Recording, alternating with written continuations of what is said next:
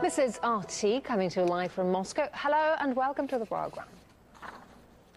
European diplomats and foreign activists have accused Israeli troops of manhandling them as they try to deliver aid to the West Bank. Security forces also seized a truck carrying tents and emergency supplies meant for Palestinian Bedouins whose homes were demolished by Israel earlier this week. RT's Paulus Leah has more now on the incident that's caused a stir in Israel and abroad. This particular incident happened on Friday. From the information we have, a group of European diplomats were driving in a truck when they were fired at by the Israeli army. Now, they say that they were targeted by sound grenades, that a French diplomat was literally yanked from the truck before the army drove away.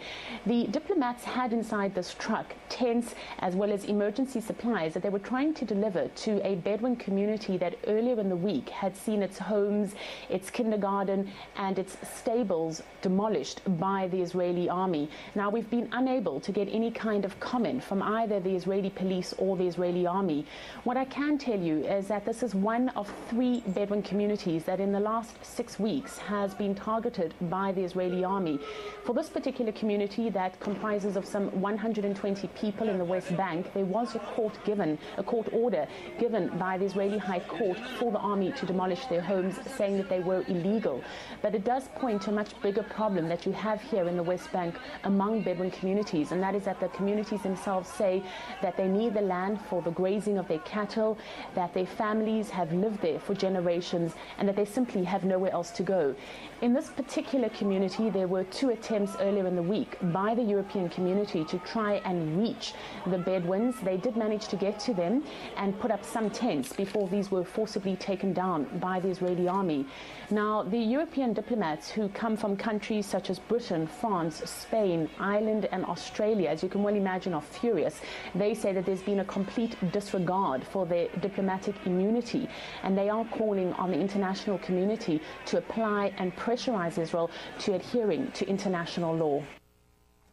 And human rights activist Peter Tatchell explains why he thinks Israel's actions qualify as a violation of international law. Every aspect of this incident is in defiance of both Israeli and international law. The starting point, of course, is that this incident happened in the occupied territories, which the global consensus is that Israel is illegally occupying since they were seized in the 1967 war. So Israel shouldn't even be there. But if it is going to be there, as the occupying power, it has a duty to safeguard the welfare and interests of all the people in that territory. And quite clearly, denying aid to destitute Palestinian families who've had their homes demolished by the Israeli military, that is quite clearly not fulfilling their obligations under international law to safeguard people in the territories they control.